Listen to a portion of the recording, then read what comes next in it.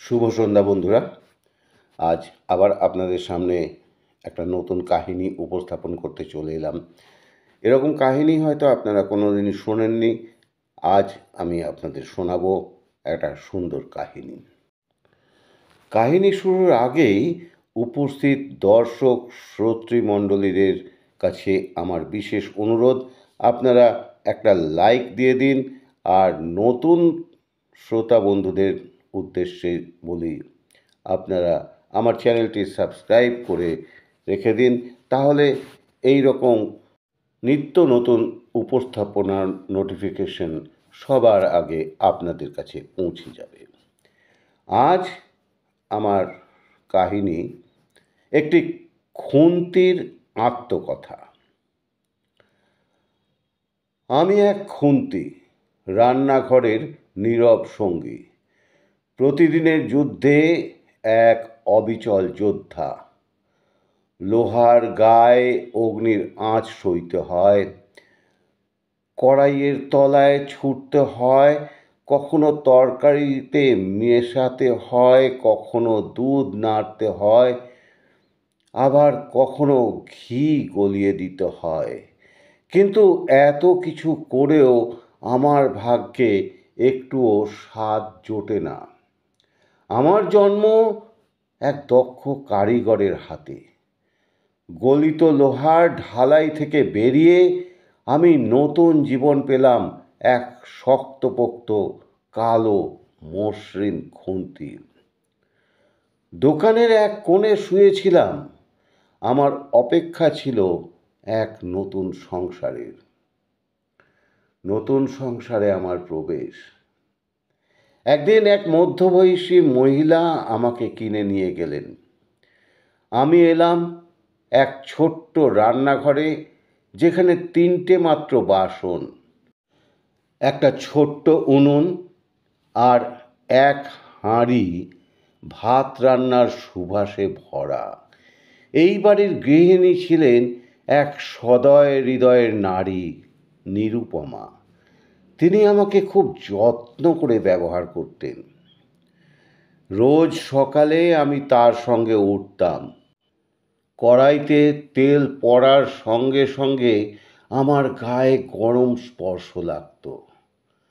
কখনো মাছ ভাজা, কখনো ডাল নাড়ানো, কখনো বা তরকারিতে মশলা মেশানো। আমি ছিলাম তার বিশ্বস্ত সহকারী। কিন্তু আমার দুঃখ এই, আমি শুধু রান্না করি, স্বাদ পেতে পারি না। তরকারির মিষ্টি ঝাল স্বাদ শুধু মানুষের জন্য, আমার জন্য নয়।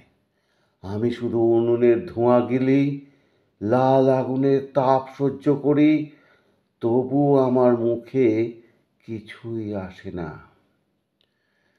নিরুপমা রান্না করে সন্তুষ্ট হতেন, কিন্তু একদিন তার সংসারে ঝড় এলো।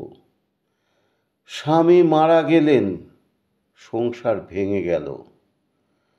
আর একদিন নতুন মানুষ এসে জুটল এই ঘরে, একজন সৎ মা। নতুন মা এলো, আর আমি টের পেলাম আমার জীবন বদলে যাচ্ছে। তার রান্নার ধরন বদলে গেল। আমার গায়ে বেশি চাপ পড়তে লাগলো। ঘি, মাখন আর সুগন্ধি মশলা কমে গেল। বদলে এলো এক রুক্ষ, নিরামিষ, স্বাদহীন রান্না। কিন্তু সবচেয়ে ভয়ঙ্কর ঘটনা ঘটল একদিন রাতে। সে রাতে কুয়াশা জমেছিল। রান্নাঘরে আঁচ কম, আগুন নিভু নিভু করছিল। হঠাৎ আমি টের পেলাম আমাকে তুলে নেওয়া হচ্ছে, কিন্তু কড়াইতে নামানোর বদলে আমাকে সরাসরি উনুনের জ্বলন্ত শিখায় চেপে ধরা হলো। আগুনের ছোঁয়ায় আমার শরীর লাল হয়ে উঠল। অসহ্য জ্বালায় আমি কেঁপে উঠলাম। কিন্তু আমি তো অনুভব করতে পারি না, চিৎকারও করতে পারি না। তারপর সেই উন্মাদিনী মহিলা আমাকে তুলে নিয়ে গেল তার সৎ ছেলের ঘরে। ছেলেটি তখন ঘুমাচ্ছিল। আমি জানি না কেন, কিন্তু আমার গরম লাল শরীরটা আচমকা তার পিঠে চেপে ধরা হলো। আমি কিছু করতে পারলাম না, শুধু অনুভব করলাম তার আর্তনাদ। সে চিৎকার করলো, কাঁদলো, ছটপট করলো, কিন্তু আমি কিছু করতে পারলাম না। আমি তো নির্জীব, আমি শুধু হাতিয়ার। রাত ভোর ছেলেটি কাঁদলো। সকালে প্রতিবেশীরা এসে যখন দেখলো, ততক্ষণে দগ্ধ পিঠ নিয়ে সে নিস্তেজ হয়ে পড়ে আছে। এই ঘটনার পর আমাকে আর ব্যবহার করা হয়নি। আমার মালিক আমাকে ঘৃণা ভরে বাইরে ফেলে দিল। আমার শরীরে তখনও পোড়া দাগ, আগুনের দগদগে স্মৃতি। এক সময় এক ভাঙাড়ি বিক্রেতা আমাকে কুড়িয়ে নিল। আমি গলিত লোহার কারখানায় ফিরে এলাম, আবার গলতে লাগলাম, আবার এক নতুন কিছুতে পরিণত হওয়ার জন্য। কিন্তু আমার হৃদয়ে সেই শিশুর আর্তনাদ এখনো বাজে।